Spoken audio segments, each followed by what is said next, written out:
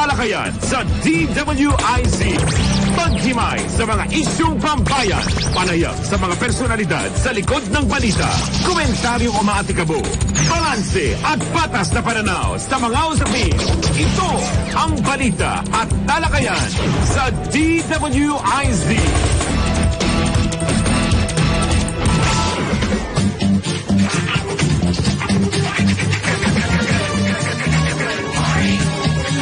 Ay, magandang umaga po sa inyong lahat, Luzon, Visayas at Mindanao. Ito po ang inyong lingkod, J. Mark Dagala, nagpupugay at bumabati sa inyo ng isang Metro Manila. Ngayon po araw na ito ng Martes Santo, ika-12 sa buwan ho ng Abril 2022. At sana ho ay nasa mabuti ko yung kalagayan, na walang lagnat, walang sinat, walang anumang masakit sa inyong katawan, at higit sa lahat ho, syempre, huwag kakalimutan, dapat ho, wala ho tayong COVID. Ano ho? Maging positibo tayo sa lahat ng bagay, wag lang ho sa COVID. Dahil kahit bumababa ang kaso, nariyan pa rin po ang banta ng virus. Apat na sandali makalipas ho, ika-6 ng umaga mga kaibigan. DWIZ. Balita na tayo.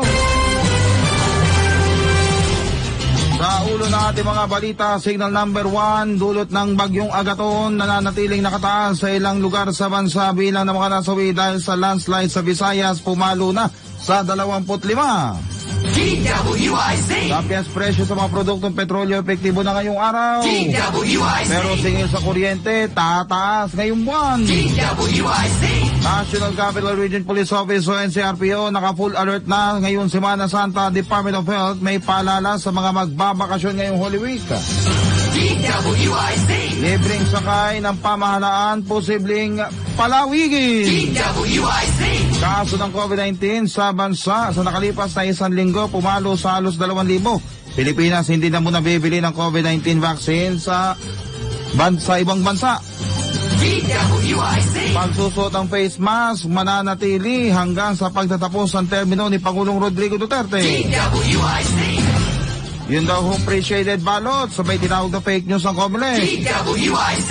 Mga pulis sa sangkot sa pagdukot sa isang isabong agent, kinasuhan na. DWIZ. At mamaya ho sa ating amblatter mga kaibigan, yung pong suspect sa pagpatay ho sa isang babae at 2 bata dyan sa Cainta sa Rizal, arestado na.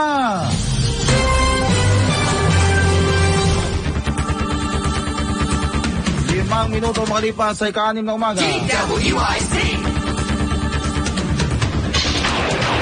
DWIZ update sa Bagyo. Sa ating Pantay Bagyo mga kaibigan, patuloy na binabaybay ng Tropical Depression Agaton ang paligid ng Santa Rita sa Samar. Huling namataan ang mata ng bagyo sa hilagang kanluran ng Samar at halos hindi ho ito kumikilos mga kaibigan. May lakas ho ng hangin na abot sa 45 km kada oras malapit sa gitna at may pagpugsong aabot naman sa 60 km kada oras. Dahil dyan ititaas ang pag-asa ang Tropical Cyclone Wind Signal number 1 sa southern portion ng Masbate, Eastern Samar, Northern Samar, Biliran, Leyte, Southern Leyte, northeastern portion ng Cebu, Camotes Island at Dinagat Islands. Samantala posible ding tamaan o maglandfall ang bagyong Agaton sa bahagi ng Samar, Leyte, Biliran bago lumiko pa Timog Silangan patungong Philippine Sea at inaasahang lalabas ng Philippine Area of Responsibility mamayang gabi o bukas ng umaga. DWIZ update sa Bagyo. Balita at talakayan sa DWIZ. 7 minuto makalipas sa ika-6 na umaga. DWIZ.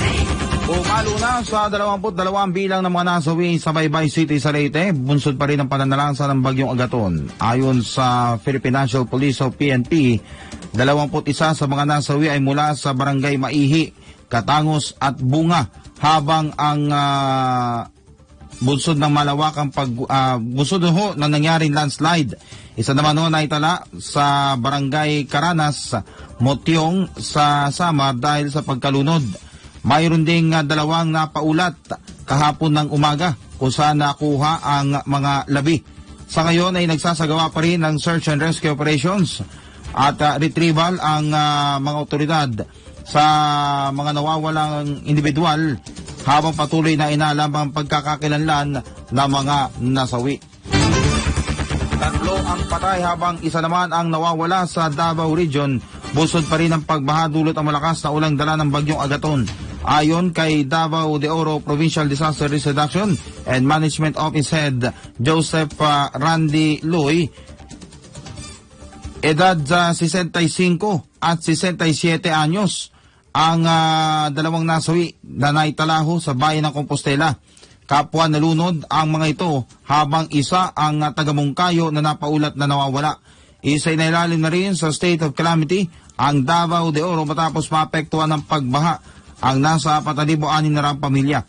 Tinataya namang nasa 100 milyong piso ang halaga ng pinsalang dulot ng bagyo sa sektor ng agrikultura. Samantala, isang 83 anyos din ang nasawi matapos malunod habang tinangkang iligtas ang kanyang mga alagang hayop sa bayan ng Katiil sa Davao Oriental. Muli namang arangkada ang tapias presyo ng mga produktong petrolyo na nasa ikatlong linggo na ngayong taon.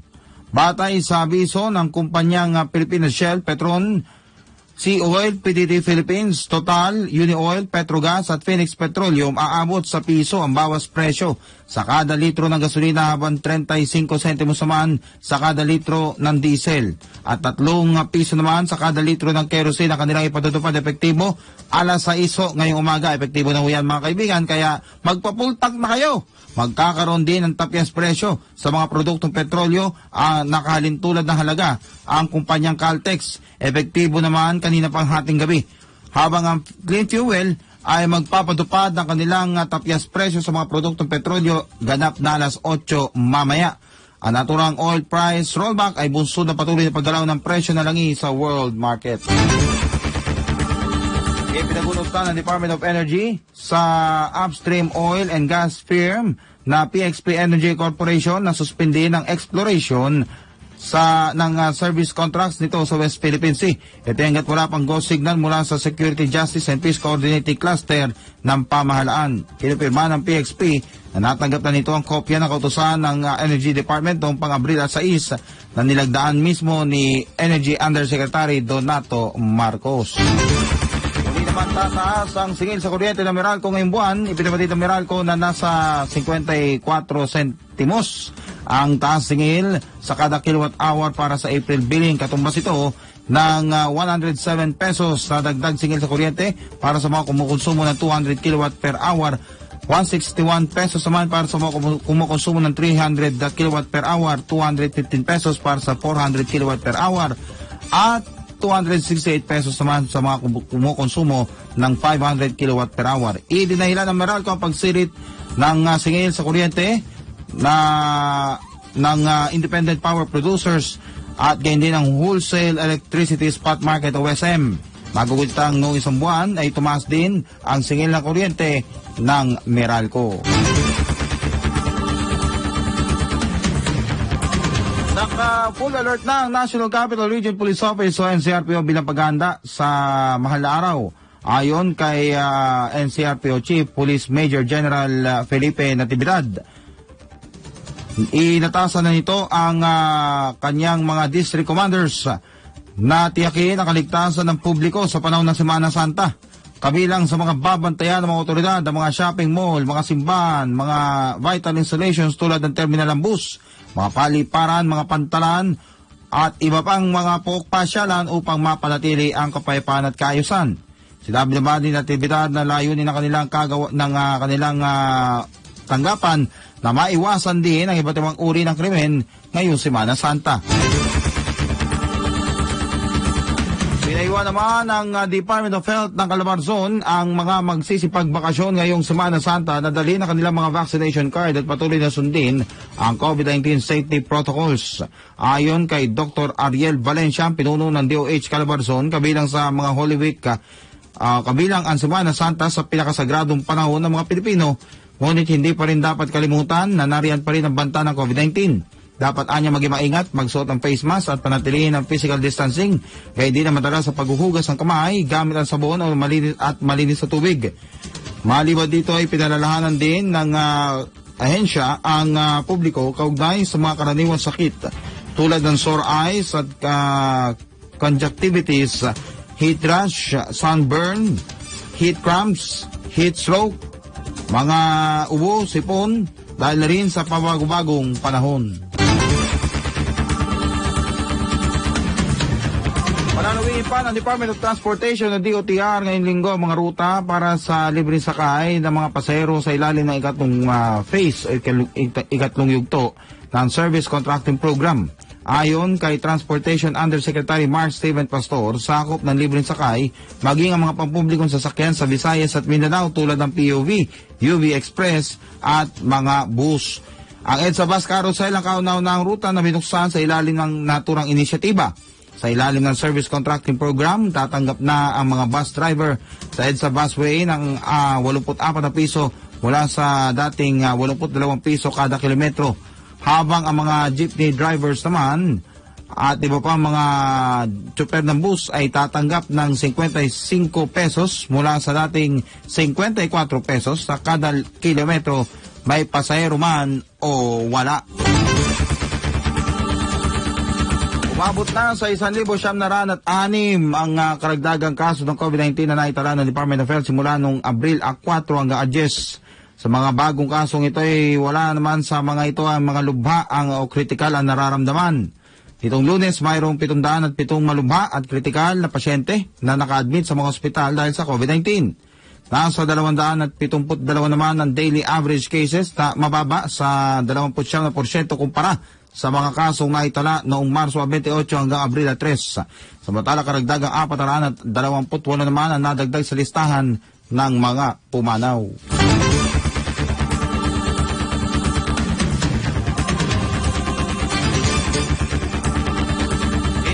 Bibili ng bakuna kontra COVID-19 ng Pilipinas mula sa ibang bansa. Ayon sa Department of Health o DOH, magsasagawa sila ng streamlining sa listahan ng mga natitirang bakuna kung saan 2 hanggang 3 brand na lamang ang matitira.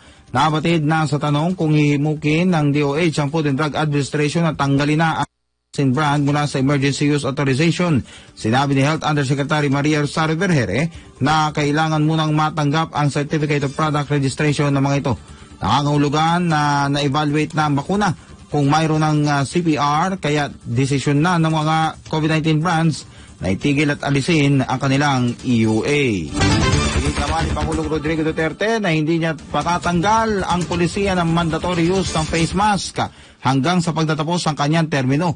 Sa kanyang Talk to the People kagabi, sinabi ni Pangulong Duterte na hanggang sa matapos ang kanyang termino ay dapat pa rin magsuot ng face mask ang publiko lalo't may banta pa rin ang bagong variant ng COVID-19. Hinimok din ng punong ekutibo ang publiko na panatilihin ang mahigpit na pagsunod sa health protocols. Bunso na rin ang biglang pagtaas ng COVID-19 cases na maaaring dulot ng pagkakakampante ng ibang bansa sa pagluluwag ng mga restrictions. Nilinaw ng Commission on Elections o COMELEC na fake news o hindi totoo ang mga kumakalat na post sa social media kaugnay na mga balotang ibinigay sa Singapore. Ayon kay COMELEC Commissioner George Garcia, walang pre-shaded balot sa Singapore na ibinigay sa mga botante. Sinabi naman ng Philippine Embassy sa Singapore na may isang insidente lamang kung saan isang poll ballot na naibigay ng hindi umano sinasadya. Dagdag pa ng embahada na sa ngayon ay iniulat na ito sa minutes of voting at itinuturing na isolated incident.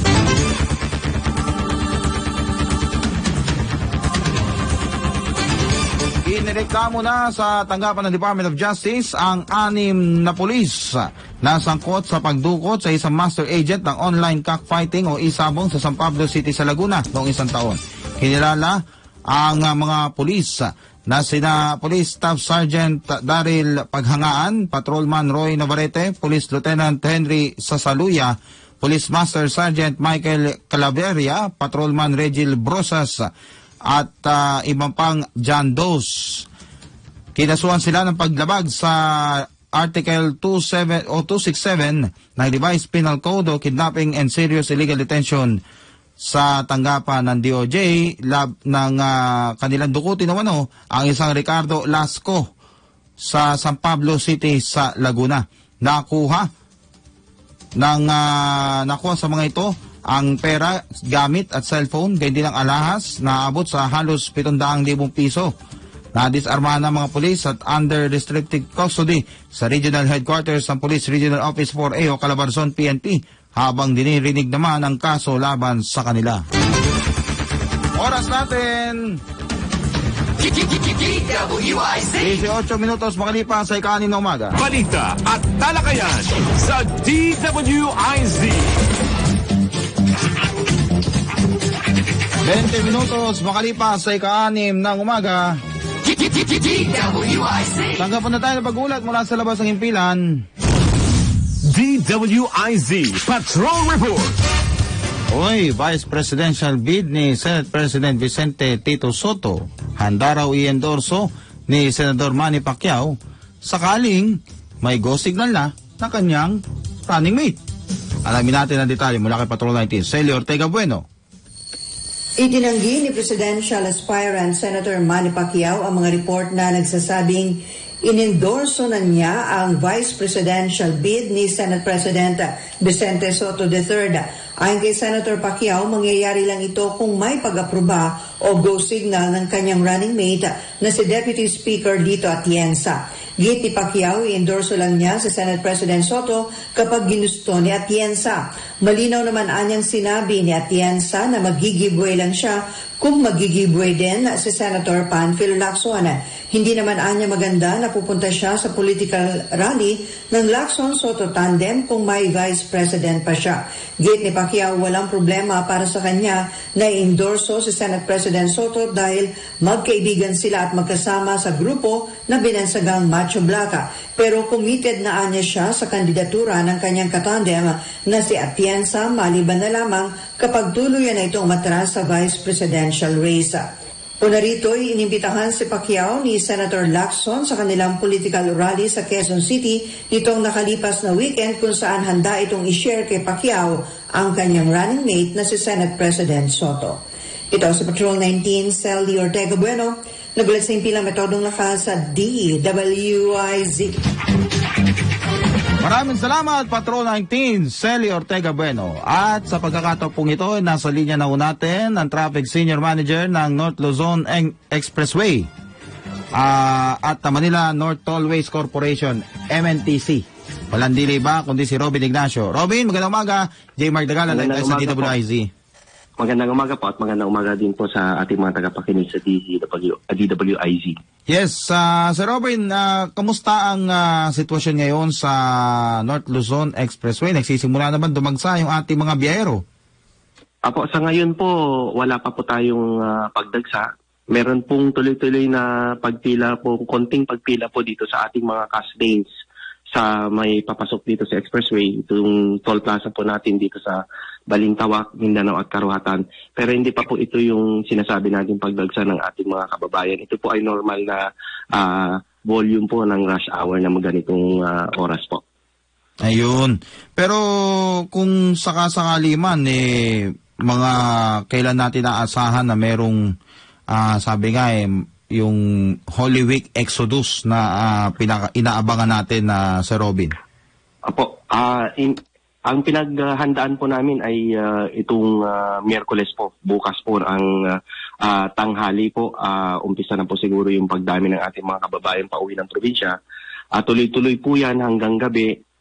Kung bababa man yan, yung volume natin, bahagyang bababa po yan ng hating gabi. At madaling araw pa lang po ng Thursday hanggang tanghali, inaasahan po natin na mataas yung ating volume po na dumadaan dito sa NLEX at saka SCTEX.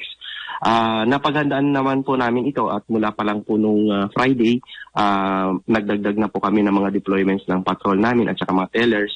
Ganon din po na yung ating mga roadworks, pansamantala pong tinapos muna yung mga naumpisahan at itinigil po namin mula po nung Friday. At hanggang na po ito, Monday, wala po tayong lane closure, walang roadwork.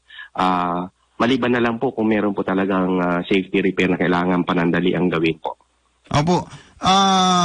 Meron lang concern yung ilan natin mga kababayan, particular dyan sa may bahagi ng, ewan ko kung Candaba Viaduct ba ito, dahil doon sa parang mahabang tulay, Opo.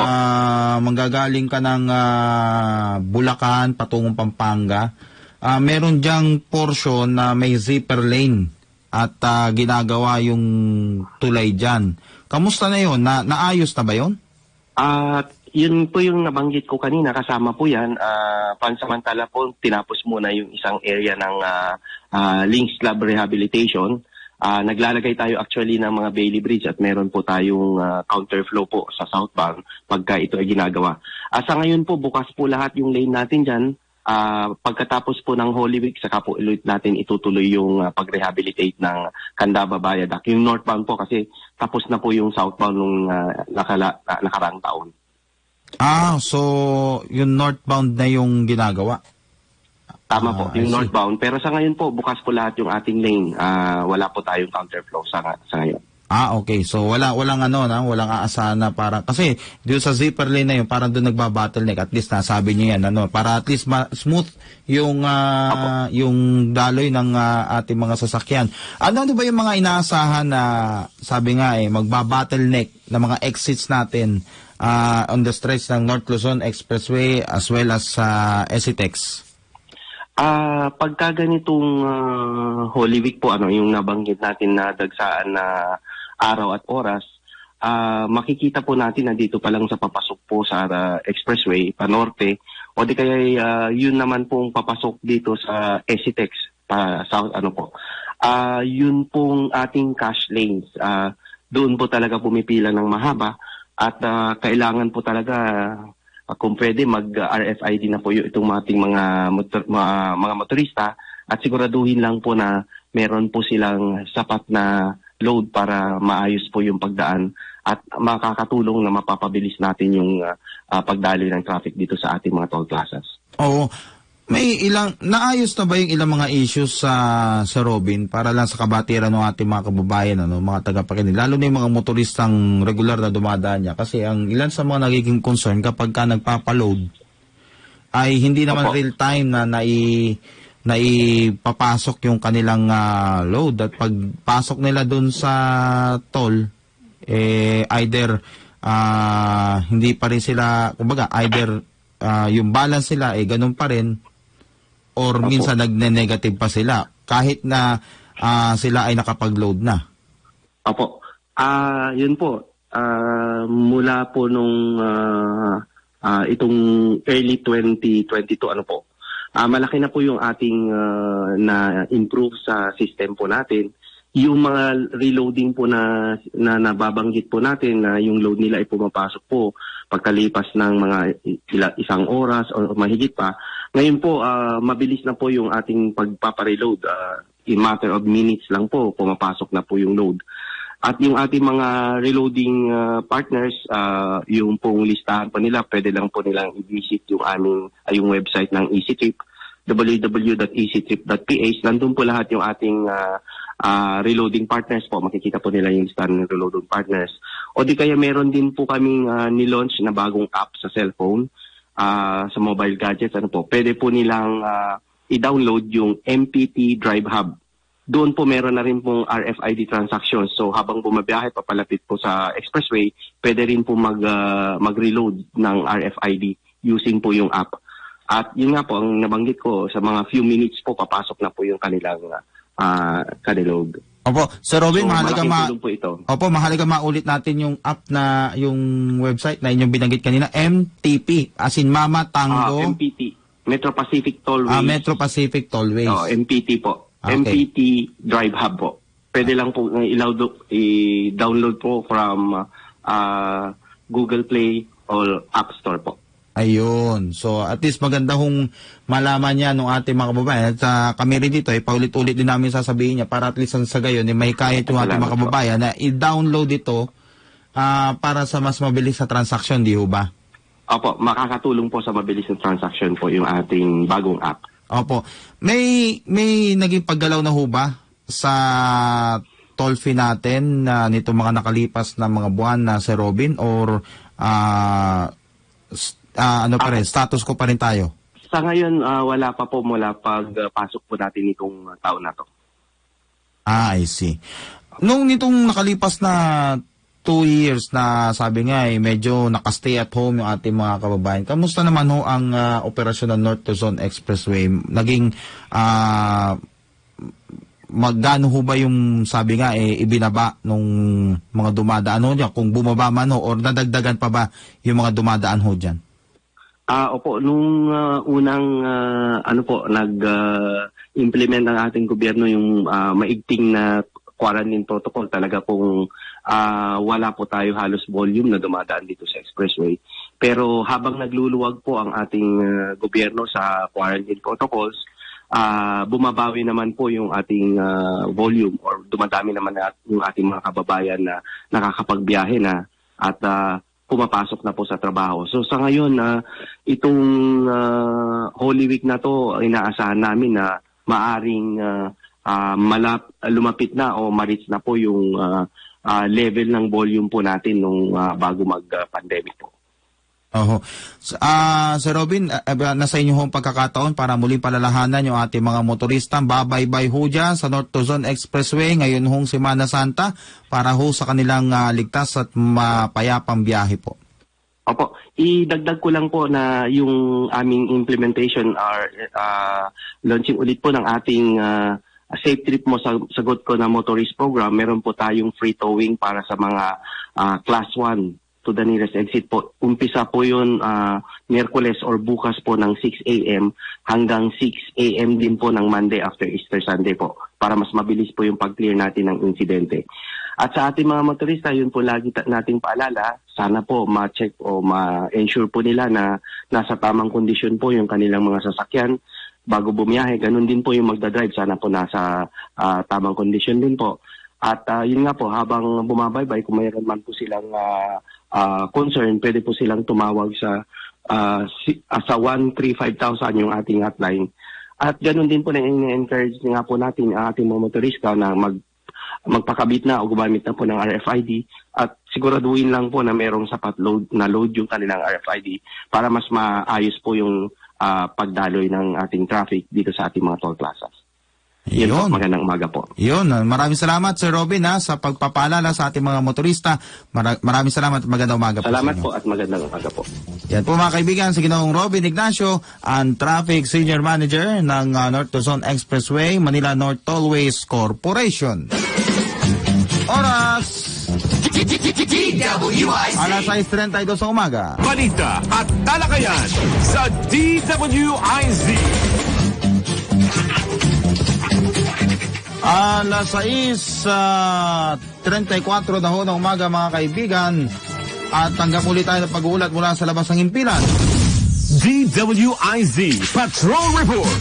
Aabot to sa kalahating milyong pisong halaga ng iligal na droga ay nasa bato ng mga pulisya. Alamin natin ang detalye mula kay Patrol 13, Gilbert Perdes. Gilbert?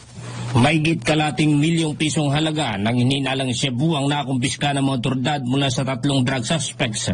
Kabilang ang isang high-value target sa Roldan Street, Barangay New Lower Bukutan sa lungsod ng Taguig. Kinlala naman ni Southern Police District Director Police Brigadier General Jimili Macaraig ang mga suspect na sina Irene Igban, isang alias Junori at Paul Edel Reyes.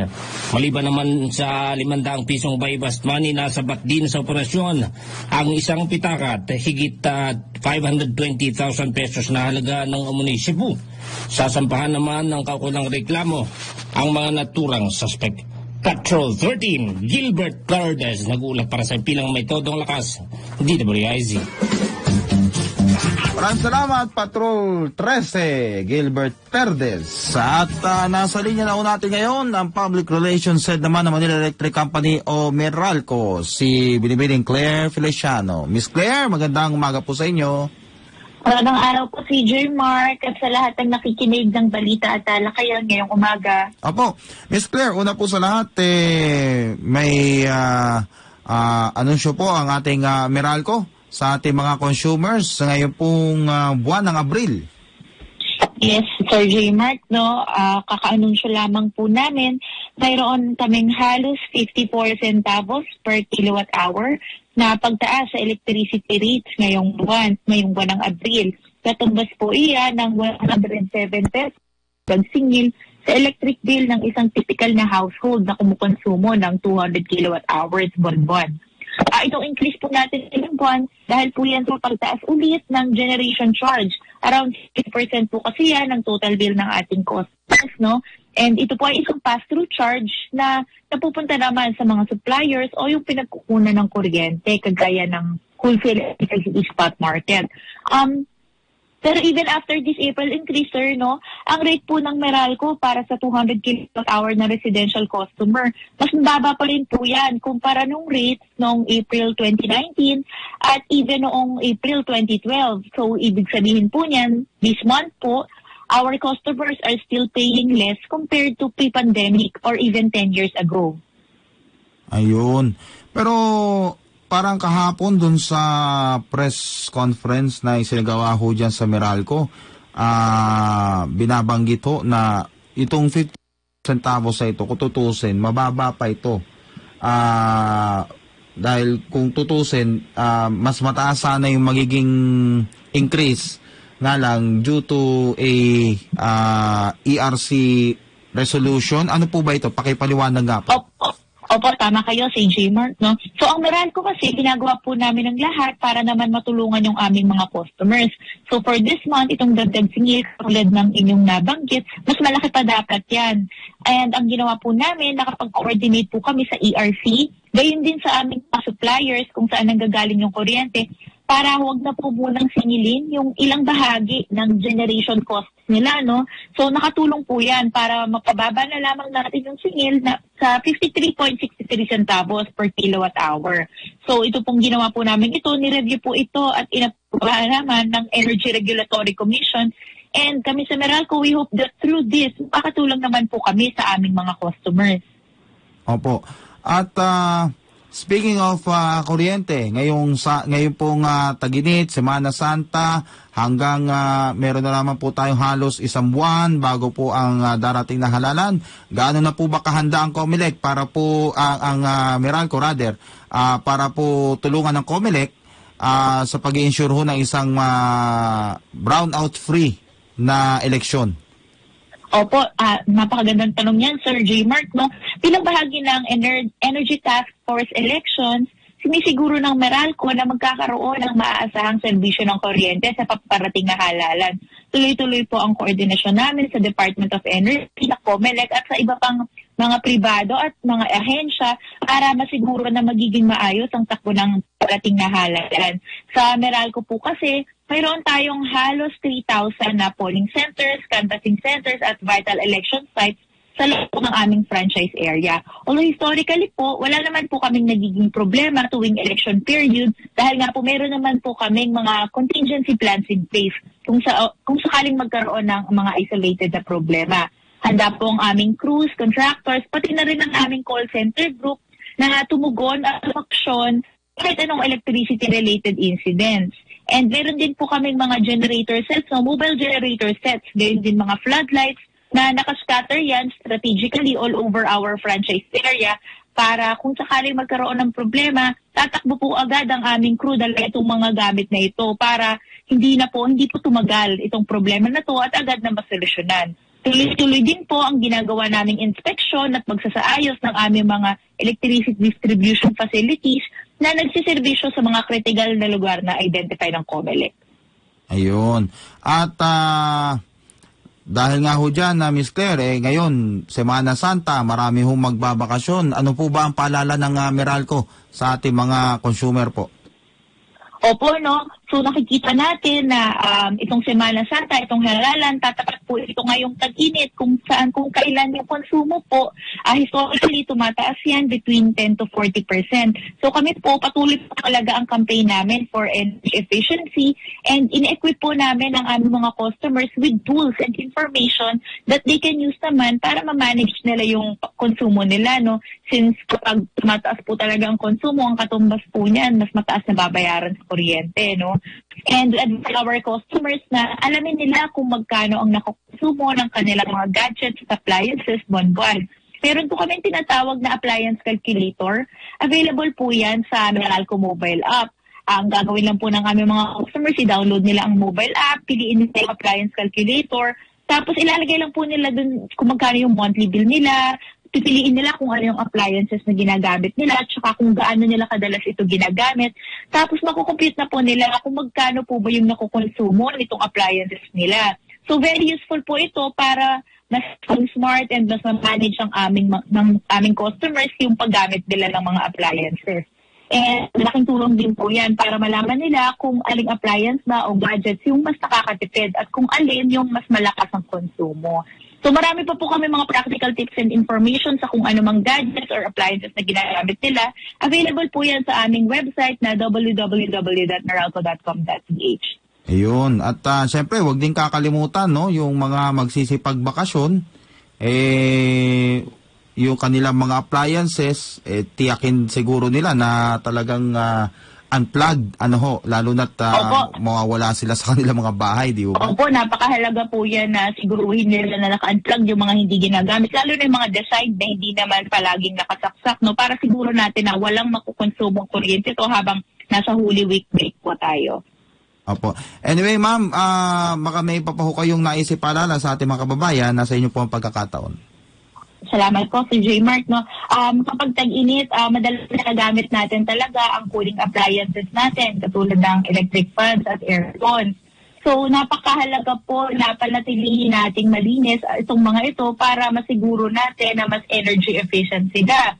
So, halimbawa yung aircon po, yung filter, sana every 2 weeks linisin po natin para masiguro natin na mas maganda yung takbo at mas maayos din yung lamig na lumalabas sa ating mga aircon. No? And we have to keep in mind din po na itong mga appliances na ito, ginagamit natin na pampalamig, kumukonsumo po yan talaga ng mas maraming energy kapag mas mainit ang panahon. So, nag-work po kasi mga compressors nito, kaya minsan naririnig natin yung mga customers, sinasabi nila na same lang naman yung consumption namin pero tumataas yung kuryente. Ito po yung explanation doon kasi kapag mainit, mas maraming energy yung ginagamit para palamigin, for instance, ang isang kwarto. So, napakahalaga po na siguruhin natin na malinis at tumatakbo sila ng maayos. And then din po, patayin din po natin yung mga simpleng bagay lang. Patayin natin ang ilaw kapag hindi ginagamit. And as much as possible, let's maximize natural lighting. And yun nga din po, katulad nung nabanggit kanina, yung mga appliances, siguruhin natin na wala silang nakukonsumong kuryente, patayin kapag hindi ginagamit. And yun po, ayun, kung mayroon pa po kami mga tips na available sa aming website at ganyan din po sa aming social media pages sa Facebook at sa Twitter. Ayun. Miss Claire, maraming salamat sa pagdalaan po ng oras, pagpapaunlak po ng panayam. Magandang umaga po sa inyo dyan sa Meralco. Maraming salamat din, Sir J. Mark, sa oportunidad and magandang umaga din po. Ayan po mga kaibigan, si Binibining Claire Feliciano, ang Public Relations Head ng Manila Electric Company o Meralco. Alas 6:44, 30 segundos ang oras sa buong Kapulang Pilipinas. Babalik po kami. Balita at talakayan sa DWIZ.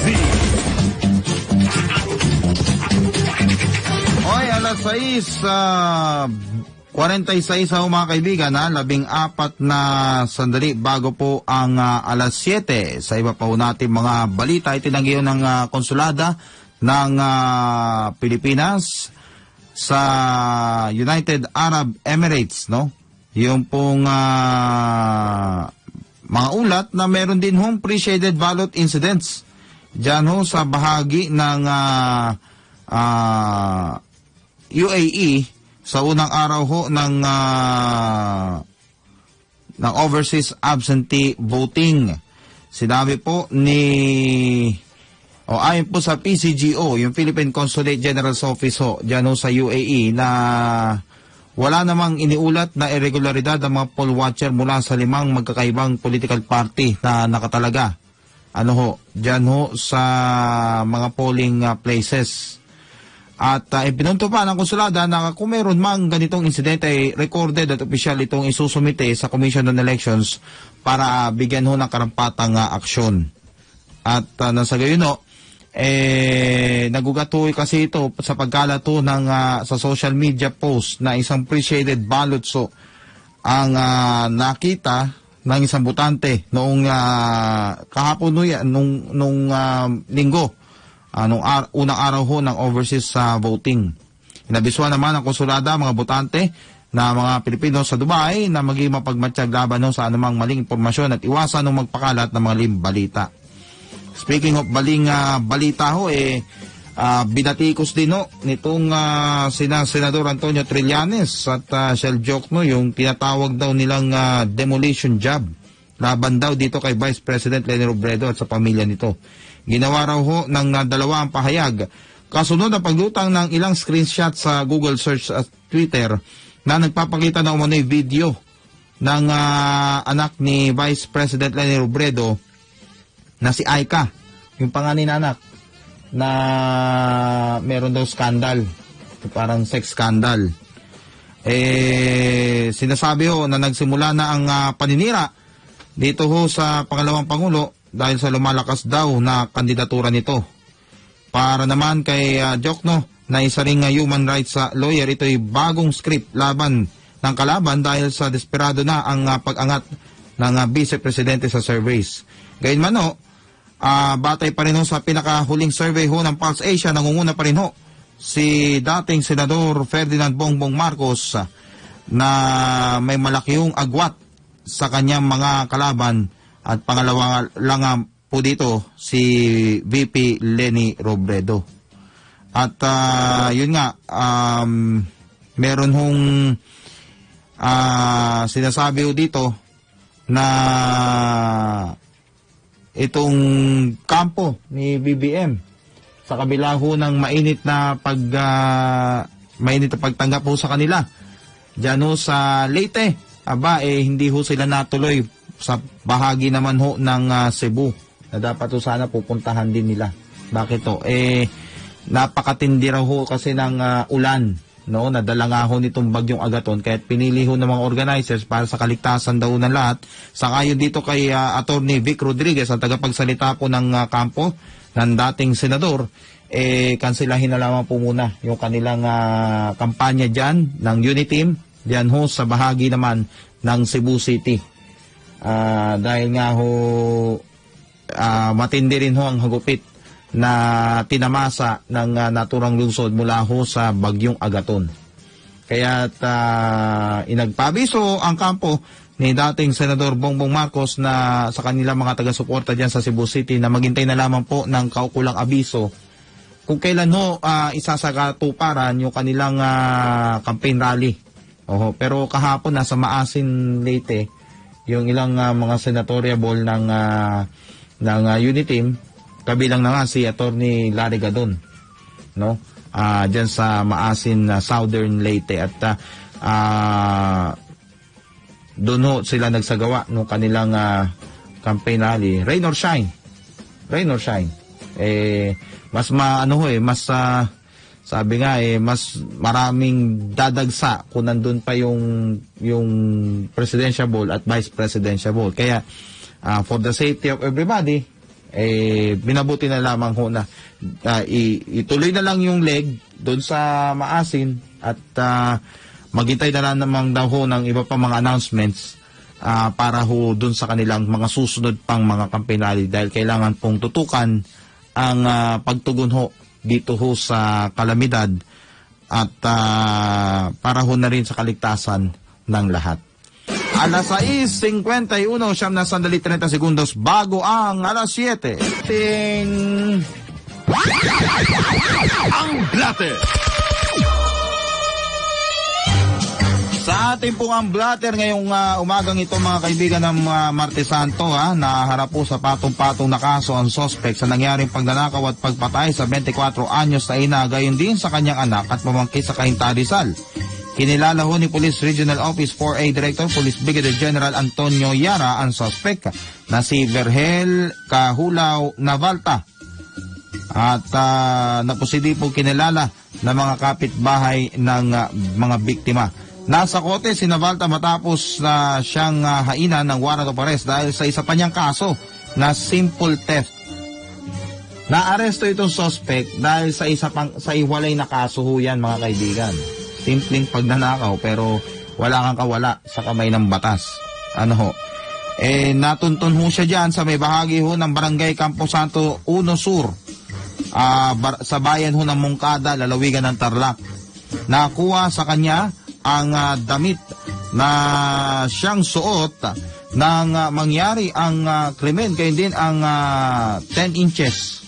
Ano yung 10 inches na sinasabi dyan? Yung 10 pulgadang kutsilyo ho na posible daw din nung ginamit sa krimen dahil sa nakita hong bakas ng dugo, no, doon sa kutsilyo na siyang nagpalakaso sa hinuha at duda ng mga pulis na siyang posibleng ginamit nga ho dito sa karumal-dumal na krimen na ito sa Cainta.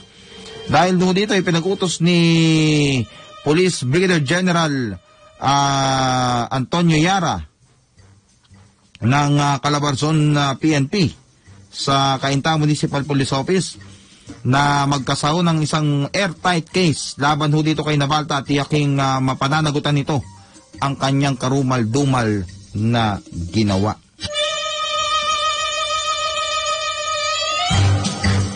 Gugunita mga kaibigan na itong karumal-dumal hong krimen dahil ito ay 24 anyos na ina at yung kanyang anak 7 taong gulang.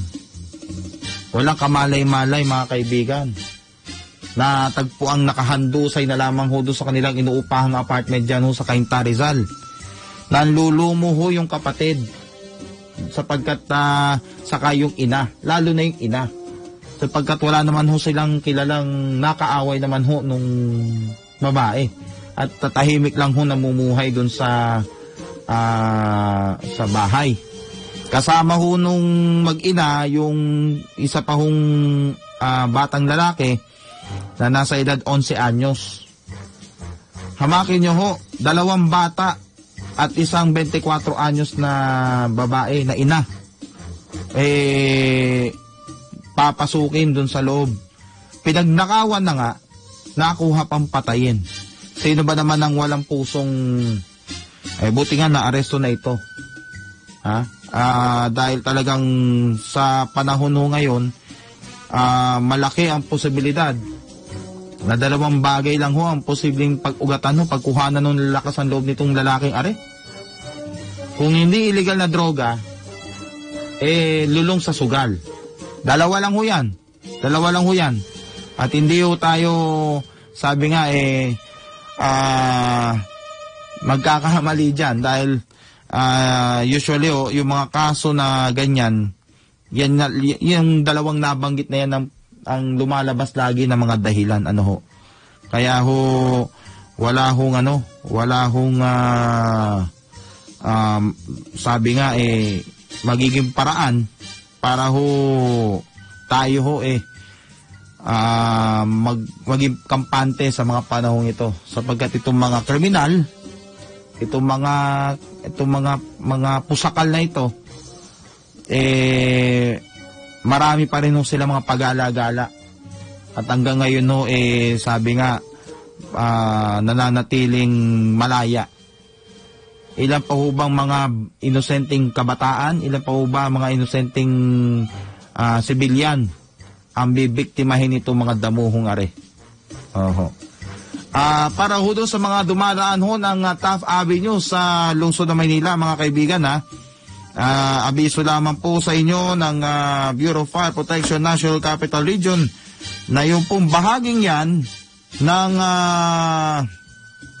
lumang gusali ho ng Supreme Court ay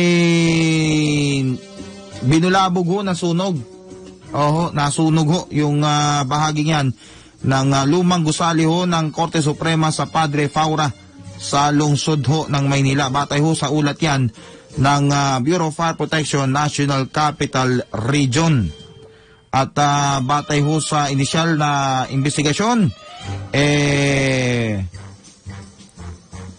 posible raw hong electrical fire ang pinagmulan ho nitong sunog na ito. Kaya yung mga daraan ho dyan sa may bagay ng Padre Faura at Taft Avenue dyan ho sa may lungsod ng Maynila ay iwas-iwasan nyo ho yung bahaging yan sapagkat hanggang sa ngayon ho ay naapula ho yung sunog na kasalukuyan pong nangyayari dyan ho sa lumang gusali ng Korte Suprema. And with that, narito na po ang mensahe ng ating Chairman Boss D. Edgar Gabangon para sa araw na ito ng Martes Santo. Sabi po niya, napakaganda. Everything happens for a reason.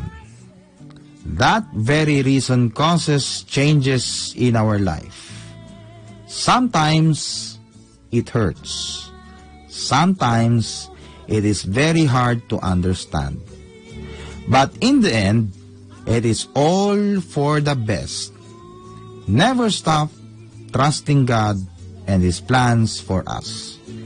Thank God, and thank God. Please stay safe. God bless you. Nais ko po sanang samantalahin ang pagkakataong ito, mga kaibigan. Nabatiin po ang aking kapatid, ang aming pong panganay, si Lizette Dagalaang, na nagdiriwang ho ng kanyang kaarawan ngayong araw na ito. Ate Tet, Ate Tet kung tawagin ko yan eh. Happy birthday sa'yo at sana manatili kang malusog at manatiling maayos ang iyong kalusugan. Hangad ko ang iyong sabi nga good health and long life. Ito po ang inyong lingkod, J. Mark Dagala, mga kaibigan, napupugay at bumabati sa inyo ng isang napakagandang umaga ho ng Martes Santo ngayon hong April 12, 2022. At muli, paalala lang po simula po sa Huwebes Santo, April 14 hanggang Abril 16 ay hindi po maririnig at mapapanood ang DWIZ 882 upang bigyan daan po ang paggunita ng Sangkakristyanuhan sa Semana Santa. Muli po magbabalik ang aming broadcast sa Linggo ng Pagkabuhay, April 17, 2022. Walang kakalas, walang bibitaw. Susunod agad ay si Balita Nationwide. Balita at talakayan sa DWIZ.